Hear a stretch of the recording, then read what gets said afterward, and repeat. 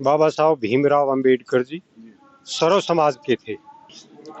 नमस्कार दोस्तों, मैं हूं आपका अपना सतीश पेंटर शिवानी और आप देख रहे हैं देसी चौपाल। आज हम भिवानी जो डिस्ट्रिक्ट है उसके जो सबसे बड़े गांव बड़ुआ में पहुंचे हैं।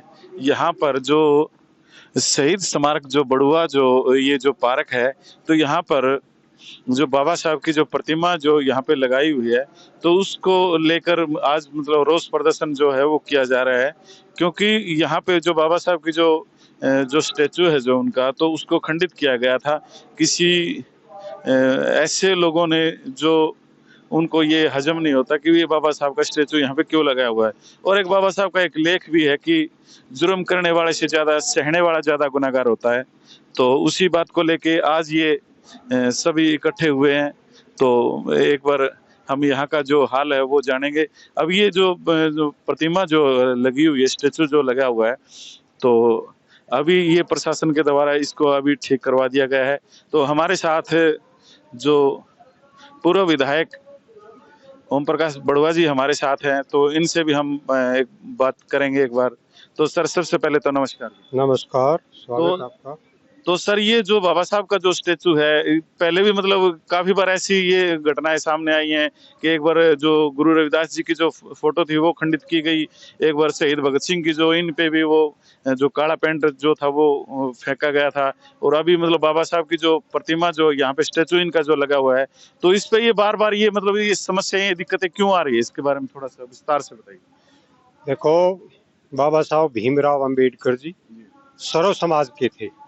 उन्होंने जो दबे कुचले वर्ग के लिए, दलित वर्ग के लिए, कमजोर के लिए जो कुछ किया वो युगों युगों तक याद रखा जाएगा। चाहे कोई भी महापुरुष हो, जिसने गरीब के लिए, कमजोर के लिए, असहाय के लिए काम किया, चाहे वो संविधान में एक कानूनी ताकत देकर किया हो या समाज में रहकर किया हो, उसके लिए सर्वप्रथम तो हम श्रद्धा सुमन अर्पित करते हैं, उनको याद करते हैं।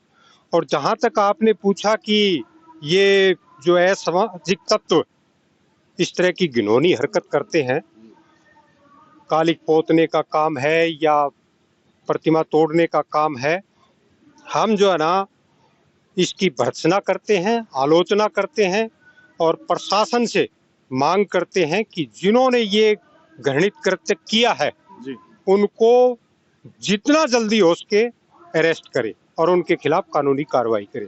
और ये ही नहीं, चाहे कोई भी महापुरुष हो जी। अगर इस तरह की घटिया सोच के लोग इस तरह की करते हैं तो उनके खिलाफ कानूनी कार्रवाई होनी चाहिए, उसका बहिष्कार भी होना चाहिए। तो सर, बाबा साहब का एक लेख भी है कि मेरे को पूजने की जरूरत नहीं, मेरे को पढ़ने की जरूरत है। तो बाबा साहब की जो मूर्तियां तो ये लोग तोड़ सकते हैं, लेकिन उनके विचारों को तो नहीं तोड़ सकते। सबसे बड़ी बात यही है जी। जिसके विचार, जिन्होंने बाबा साहब का अध्ययन कर लिया, उनके विचारों को अध्ययन कर लिया, वो जो है ना हमेशा उनका अनुयायी कह दीजिए, भगत कह दीजिए, और उनकी जो शिक्षा उनका पालन हमेशा करेगा।